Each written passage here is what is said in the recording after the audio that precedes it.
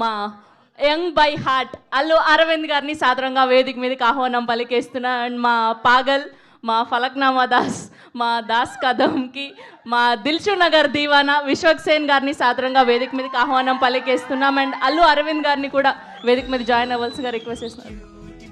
కూర్చోండి, నా స్పీచ్ అయిపోయాక నేనే పిలుస్తా. మీరుంటే నాకు కూడా ప్రెజర్ అవుతుంది, ఇప్పుడు నిల్చోబెట్టేసి మాట్లాడేస్తున్నాను. సో చాలా రోజులు అయింది. మీడియా మిత్రులందరికీ నమస్తే. అందరు బాగున్నారా? సో ఏం వాసు, ప్రొడ్యూసర్ అయినాక స్మార్ట్ అయినావు నువ్వు.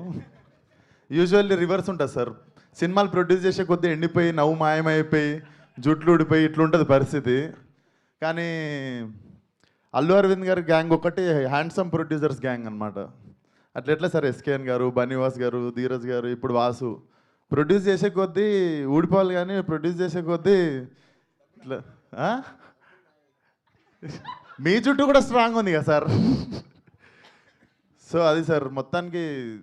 అవును సార్, ఏం సార్ ఏమన్నా పగనా సార్? నేనంటే ఎక్కడ ఆడిషన్ గీత ఆడితే నేను వచ్చిస్తా సార్, మళ్ళీ ఫస్ట్ సినిమాలకి ఆడిషన్ ఇస్తా sir.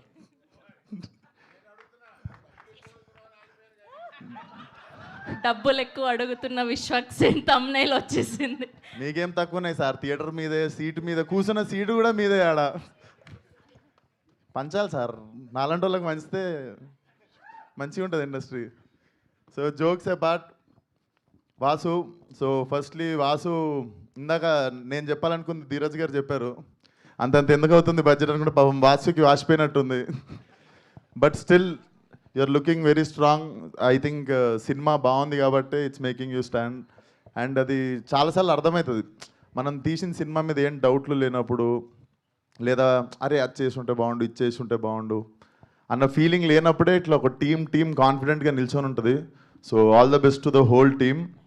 And hero Harshit definitely very very honest guy. And మా దిల్షునగర్ నుండి వస్తుండు.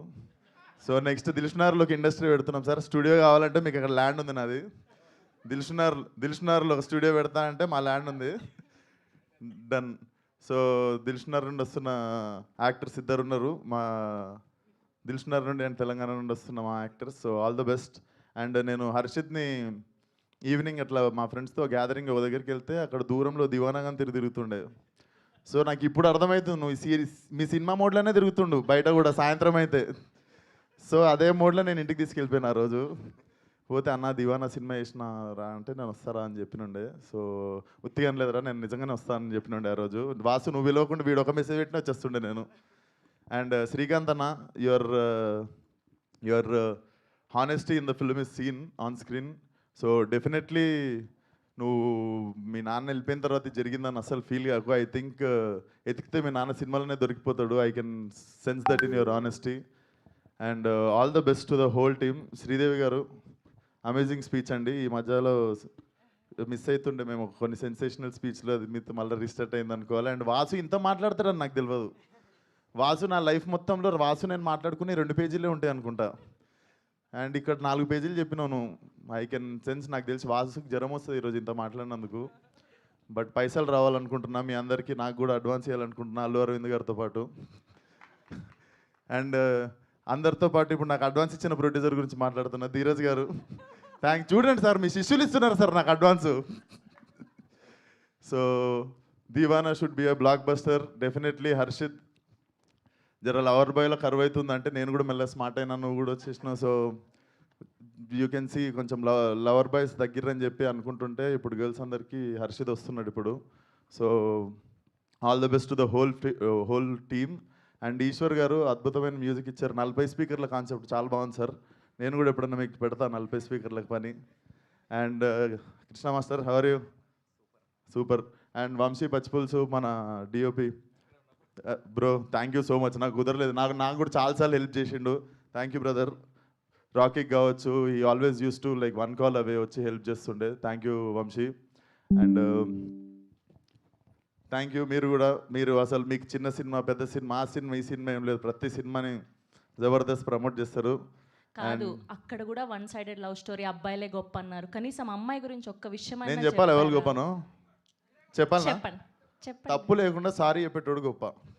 Fantastic fantastic Yeah. అసలు. ఓకే, సో మీకు కూడా వన్ సైడెడ్ లవ్ స్టోరీలు బాగానే ఉండుంటాయి, క్రష్లు లాంటివి. అలాంటిది ఏదైనా ఒక మెమొరీ షేర్ చేస్తే. లైఫ్ అంతా వన్ సైడే సరిపోయిందండి. ఒక్క మెమరీ చెప్పండి.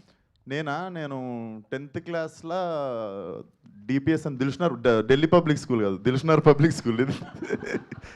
సో మా డాడీ బైక్ దొంగతనంగా తీసుకొని డిపిఎస్ బయటకు పోయి బండి ఆపుకొని 1 year చూసినా కానీ అమ్మాయితో మాట్లాడలే 1 year. అయ్యయ్యో, ఎవ్రీ వీక్ పోతుండే. సో నాకు వన్ సైడ్ మీరు అది అన్నగానే నాకు డైరెక్ట్ డిపిఎస్ఏ గుర్తొచ్చింది. అట్లీస్ట్ ఇప్పుడైనా ఒక మెసేజ్. లేదండి, తను పెళ్లి చేసేసుకుంది. అయ్యే.